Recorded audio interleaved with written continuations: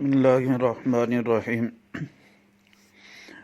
ان الحمد للہ والصلاة والسلام علی من لا نبی بعد ام المؤمنین اما عائشہ صدیقہ طاہرہ رضی اللہ عنہا کے فضائل بخاری شریف سے بیان کیے جا رہے ہیں۔ آج حدیث نمبر 4 بیان کی جا رہی ہے۔ اللہ سبحانہ تعالیٰ نے اما عائشہ صدیقہ طاہرہ رضی اللہ تعالیٰ عنہ کو یہ بڑی فضیلت عطا فرمائی کہ ان کے بستر پر وحی مبارکہ کا نزول ہوا۔ اس حدیث مبارکہ کو امام بخاری رحمہ اللہ جلد نمبر 1 صفحہ نمبر 665 رقم الحدیث 3775 ہے۔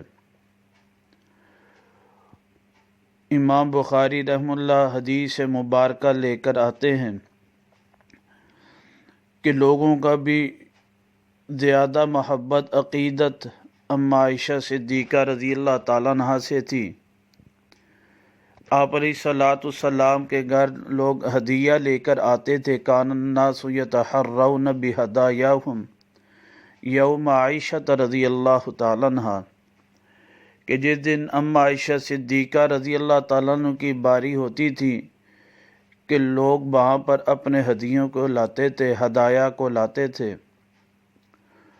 دیگر ازواج مطہرات میں اس بات کی کچھ پریشانی بھی ہوئی کہ ہماری باری پر لوگ نہیں لے کر آتے۔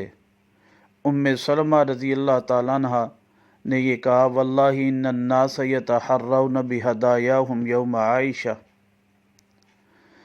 اور پھر فرمایا، وہ فرمانے لگی، وَإِنَّا نُرِيدُ الْخَيْرَ، ہم بھی تو خیر ہی چاہتی ہیں۔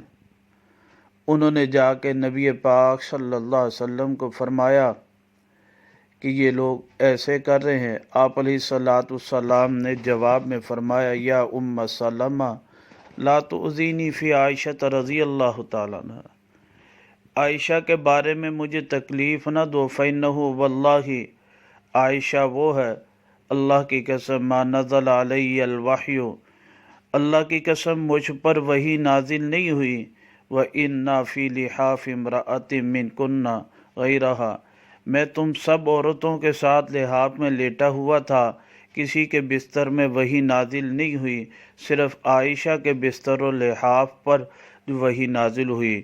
اللہ سبحانہ تعالیٰ تمام ازواج مطہرات سے محبت رکھنے کی توفیق نصیب فرمائے۔